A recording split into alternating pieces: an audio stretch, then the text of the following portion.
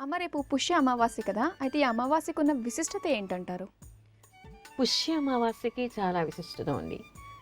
మనకి ఏం రాస్తారంటే రవి శ్రవణ నక్షత్రంలో ఉండడం, వ్యతిపాత యోగం ఉండటం, ఆదివారం కావడం అయితే అది మహోదయం అంటారుట దాన్ని.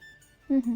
అయితే ఈసారి మనకి ఆదివారం కాలేదు, వ్యతిపాత యోగం కూడా లేదు. హ్మ్. అయినప్పటికీ శ్రవణ నక్షత్రం ఉంది. ఇక్కడ మనకి ఏదైనా కూడా పుష్య అమావాస్య అనేటువంటిది చాలా విశిష్టమైనటువంటిది.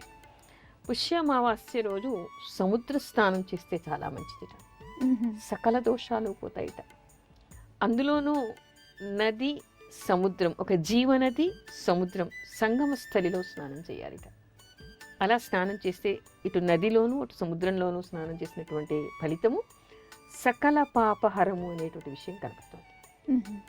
అలాగే చొల్లంగి అమావాస్య అని చెప్పేసి అంటూ ఉంటారు. అంటే ఏంటంటారు? చొల్లంగి అనేటువంటిది ఒక ప్రాంతం పేరు.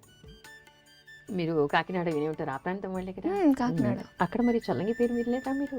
చాలా ఇలాంటి పేర్లు చాలా ఉంటాయి అక్కడ. అదేమిటంటే అక్కడ గోదావరి సప్తపాయలుగా విడిపోతూ ఉంటుంది. హ్మ్. ఆ సప్తపాయలుగా విడిపోయింది. సప్త ఋషులు సప్తపాయల్ని సముద్రంలో కలిసేలాగా చేశారు. అందుకని ఒక్కొక్క ఋషి పేరు ఒక్కొక్క పాయకి వచ్చింది అంటారు. హుహు. అయితే అందులో చొల్లంగి దగ్గర ప్రారంభమయ్యేటువంటిది తుల్యభాగ అనేటువంటి ఒక పాయ. హ్మ్. అందుకని అక్కడ స్నానం చేసినప్పుడు వాళ్ళకు ఉండేటువంటి దోషాలు పోతాయని, సంతానం కలుగుతుంది అనేటువంటి విషయం కూడా చెప్తారు. హుహు. తుల్యభాగుడు అనేటువంటి వాడు ఒక ఋషి, కాకపోతే బ్రాహ్మణ వర్గం అయినటువంటి వాడు కాదు. అయినప్పటికీ కూడా ఆయన ఋషులు ఎంతోమంది ఉంటారు. అయినప్పుడు ఇక్కడ ఏమవుతుందంటే అతను సముద్రంలో నదిని తీసుకెళ్ళడం కోసం అని చెప్పేసి అక్కడ మనకి ద్రాక్షారామం ఉంది కదా, హ్మ్. ఆ ప్రాంతానికి నదిని తీసుకెళ్ళాలని చెప్పేసి అనుకున్నప్పుడు ఆ నది ప్రవహిస్తూ ఉండి ఋషుల ఆశ్రమాలందరినీ కూడా తోసేస్తుంది. అంటే ప్రవాహంలో కొట్టుకుపోతాయి కదా. హ్మ్. అలా ఉన్నప్పుడు ఆ ఋషులంతా కూడా ఈయన శపించాలనుకున్నారు. అప్పుడు అందరినీ వేడుకుని ఆయనకి తుల్యభాగుడు అనేటువంటి పేరు ఎందుకు వచ్చింది అంటే, నేను నువ్వు నా వర్గం నీ వర్గం అనుకోకుండా అందరికీ కూడా సమానమైనటువంటి న్యాయ ధర్మాన్ని ఆయన చెప్తూ ఉండేవాడట. హ్మ్. తుల్యభాగ అంటే ఇద్దరికి కూడా సమానమైనటువంటి న్యాయాన్ని చెప్పేటువంటి వాడు అనమాట. అందుకని ఆయనకి ఆ పేరు వచ్చింది. ఆ తర్వాత చెప్పారుట ఆయనకి. తర్వాత ఆ వాదులాటలన్నీ పోయాయి. అయిన తర్వాత ఇక్కడ ఈ తుల్యభాగుడు తీసుకొచ్చినటువంటి ఈ స్థానంలో, ఈ చొల్లంగి ప్రాంతంలో, అక్కడ సముద్రంలో కలిసేటువంటిది అనమాట. అక్కడ ఎవరు స్నానం చేసినా కూడా వాళ్ళకి సకల దోషాలు పోతాయి అనేటువంటి వరం కూడా ఉందిట. హ్మ్. అందుకని చొల్లంగి అమావాస్య అని, అమావాస్య ముఖ్యంగా పుష్య బహుళ అమావాస్య రోజు ఎవరు అక్కడ స్నానం చేస్తే వాళ్ళకి అక్కడ సకల దోషాలు పోతాయి అనేటువంటి పేరు వచ్చింది. కాబట్టి ఆ ప్రాంతంలో అందరూ కూడా దాన్ని చొల్లంగి అమావాస్య అంటారు. హుహు. అలాగే సప్త సాగరాల యాత్ర కూడా చేస్తూ ఉంటారు కదమ్మా, ఎందుకని? సప్త సాగర యాత్ర అంటే ఇక్కడ సప్త సాగరాలకి తిరగటం అని అర్థం కాదు. హ్మ్. ఈ 7 పాయలు కూడా 7 చోట్ల సముద్రంలో కలుస్తాయి. హుహు. అమ్మా, అలాంటి వాళ్ళది నిజమైన ప్రేమ కాదు, అది వ్యామోహం. ఎగ్జాక్ట్లీ చిన్నత్త. నిజంగా ప్రేమించుకున్న వాళ్ళు అలా చేయరు. ఎంత మనసు విరిగిపోతే కన్న కూతుర్ని పట్టుకొని మా దృష్టిలో చచ్చిపోయా ఉంటుందా తల్లి? అది సరే అమ్మా, తన కూతురుతో తన మాట అనేటప్పుడు ఆమె మాటల్లో వ్యథ, కళ్ళల్లో బాధ గమనించావమ్మా?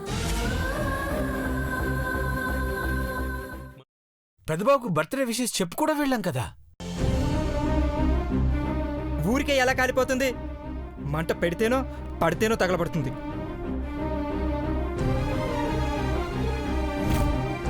కరెక్ట్ చిన్నబాబు, నీకొచ్చినట్టే నాకు డౌట్ వచ్చింది. పార్వతే షర్టును తగలబెట్టిందనుకుంటా.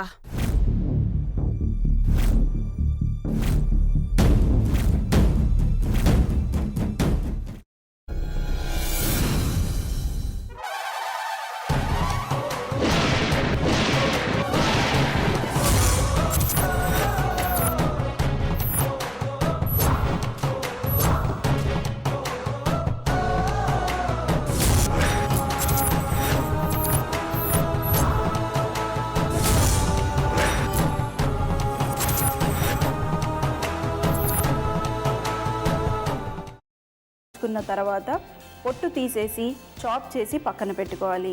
ఒక ప్యాన్లో కొద్దిగా నూనె వేడి చేసి అందులో ఆవాలు, మినప్పప్పు, శనగపప్పు, కరివేపాకు, సన్నగా తరిగి పెట్టుకున్న ఉల్లిపాయలు వేసుకుని 1 నిమిషం పాటు వేయించుకోవాలి. ఆ తర్వాత కాల్చి కట్ చేసి పెట్టుకున్న వంకాయని కూడా అందులో వేసుకుని బాగా మిక్స్ చేసి బౌల్లోకి ట్రాన్స్ఫర్ చేసుకుని అందులో తగినంత చిక్కటి పెరుగు లేదా పల్చటి పెరుగు వేసుకుని మిక్స్ చేసి అన్నంతో కానివ్వండి, చపాతీతో కానివ్వండి సర్వ్ చేసినా చాలా బాగుంటుంది.